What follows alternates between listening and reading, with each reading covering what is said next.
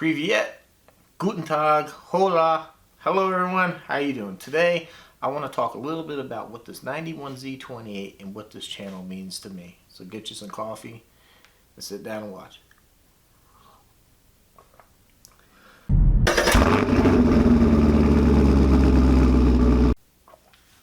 It's the good stuff right there.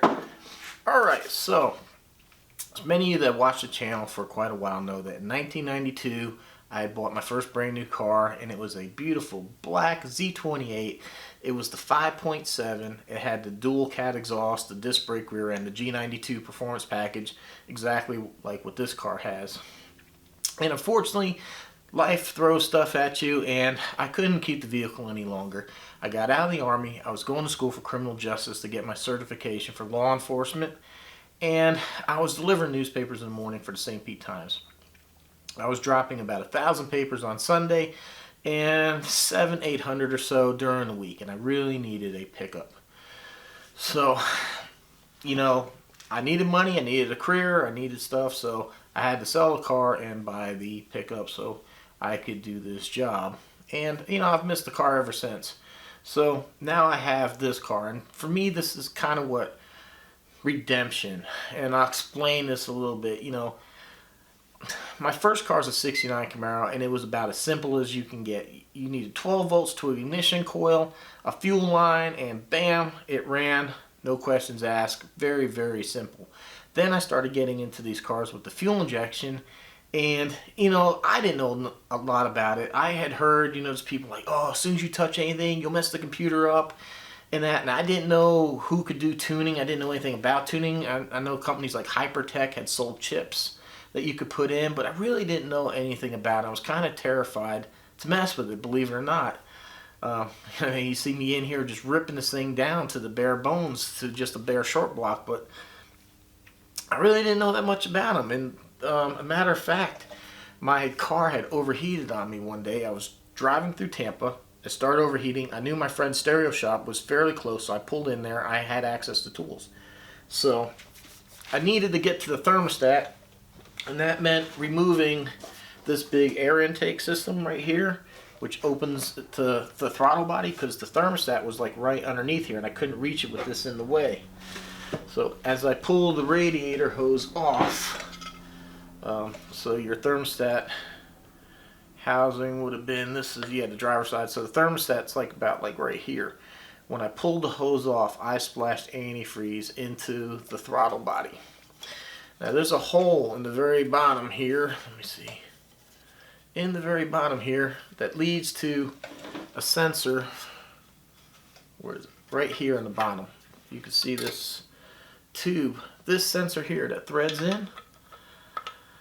Well, the antifreeze got into here and it messed up the way the car ran. At that point in time, I didn't know what this little sensor was. I had no idea what it was, what it did, what it was responsible for, or how to even get it out. I was literally afraid to even loosen the 4 bolts off that throttle body and break any kind of seal. So I ended up going to the dealer and I had this replaced. It's called the idle air control valve. I know what it is now. Fuel injection needs a way to idle. It needs something to control the airflow. Instead of moving the throttle blades, because on these older cars, you still had a throttle cable, as you guys know from watching the build. So there was no way to manipulate this. Unlike, say, something like my 17 Camaro, which is all drive-by-wire. Even my 15 SS is drive-by-wire. There's a motor that works the throttle blades. So that can control the idle, unlike a system like this that uses the manual thing. So what this does is this moves in and out, this little pintle moves in and out and allows air to go past the blades and allow the car to idle, or fast idle if it's cold. So, you know, to me, I back then I was so afraid of messing with this thing that I took it to a dealer. I mean, it was kind of a good thing. He talked to me. It was a guy I knew. I had worked at a dealer with him before. It was one of the dealerships that I had detailed for. He had actually transferred to a dealer near my house. So he's like, hey, you know, you could probably use a good throttle body cleaning and fuel injector cleaning. I'm like, oh man, it's fuel injected. You don't need any of that. When he stuck his finger in, hell, matter of fact, I'll do it here on this one because I have a receipt where this car had a fuel injection cleaner about 60,000 miles. So this is like 30,000 miles of stuff. So I have no idea, but I'm pretty sure it's going to be like what he showed me. Solid black. That's oily goop. And you know what that's from? That's because of the EGR system. That, where did it plug into here? The EGR is on the base. That's right, the EGR is on the base. But between the EGR and then this car had a tube running from the PCV valve somewhere over here. Somebody said, yeah, you had a big fitting here, two fittings here. One was the PCV valve that came from one valve cover, and then the other one was a breather from the other valve cover, which just puts an oil vapor into the system. So between those three, recirculating exhaust gas and the oil between the PCV and the breather just sludges these things up like you wouldn't believe. So I did the fuel injection cleaning, and man, the car just came to life, and it was great. That was the only good thing to come out of that. But to me, like I said, this is now redemption for me. I'm no longer afraid to get into this thing. I'm not afraid of the computers. I'm not afraid of these parts and that. And as you see, we are tearing this thing down. So one, this is kind of like what I wanted to do to my car back in '92. But one, two, I didn't have the money for it. I didn't really have the knowledge. And I just was afraid of messing with it. So this car, to me, is redemption. And hold on, my Harbor Freight thing's sinking. Damn it.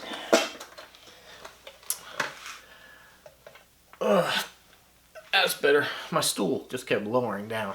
Okay, so number two, I wanted to talk about the channel, what it means to me. So you guys know, I had a hard time just maintaining my job. And as you know, I was kind of like, ended up leaving the job this year because I have, and I don't like to bring this up into the videos because I don't want to bring everybody down, but through the magic of YouTube, it makes it seem like everything's okay. Like what you didn't see, what I didn't show everybody is I had the long trip yesterday, and I changed the oil in the cruise the day before, and when I went to get out of the car, underneath the car, changing the oil, when I went to get out from underneath the car, I pulled something in my back. I just kind of just laid there for a while, a few minutes on the ground, trying to get myself back up. So, I mean, this stuff's not that easy for me.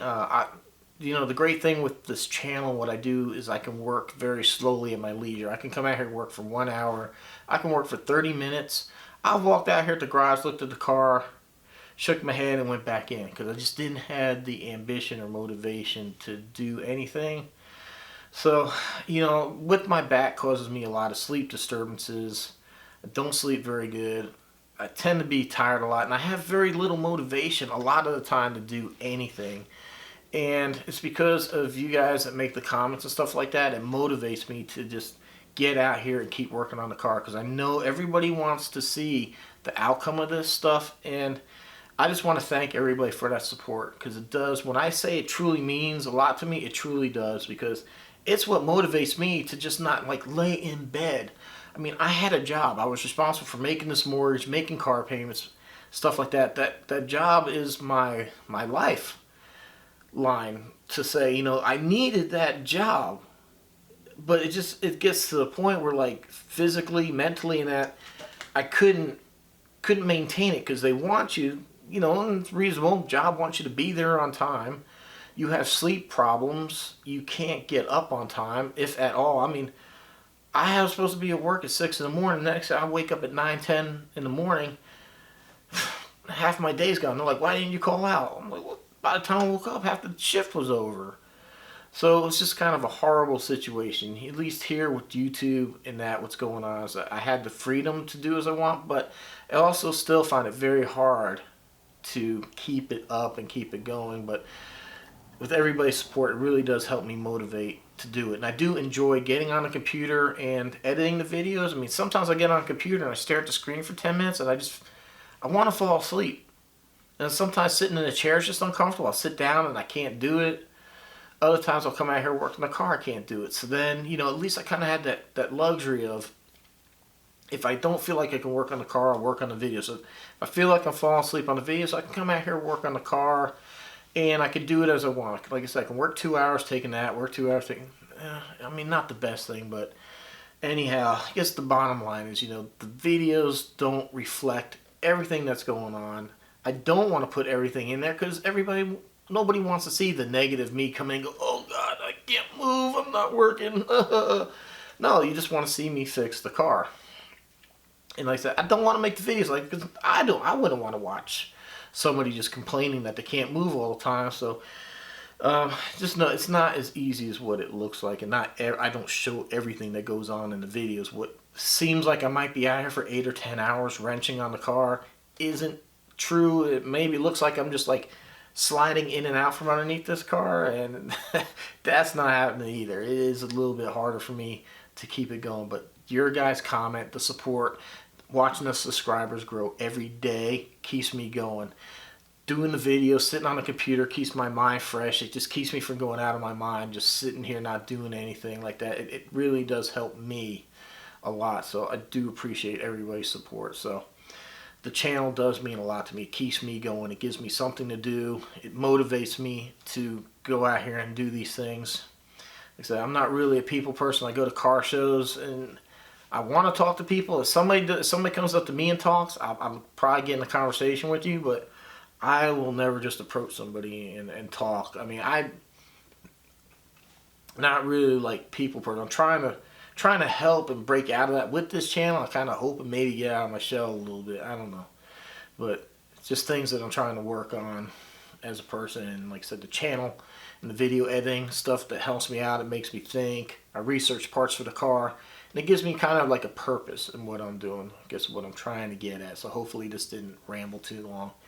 So, like I said, the 91, the Camaro is just redemption for me. It's coming back from a point where I paid somebody to fix a very minor part, something I wouldn't even hesitate to fix today. It's redemption for me. Come back here, have this car, and fix these things I couldn't do way back then. And then the channel for me just helps me mentally, emotionally. It gives me purpose, a reason to get out of bed and come out here and work on a thing and produce these videos. So thank you for providing me that reason to get out of bed and make these videos. It means a lot. Thank you for your support. Truly, thank you. And like I said, this is just kind of off topic. In between, this isn't really a vlog. This is just kind of a thank you, everybody.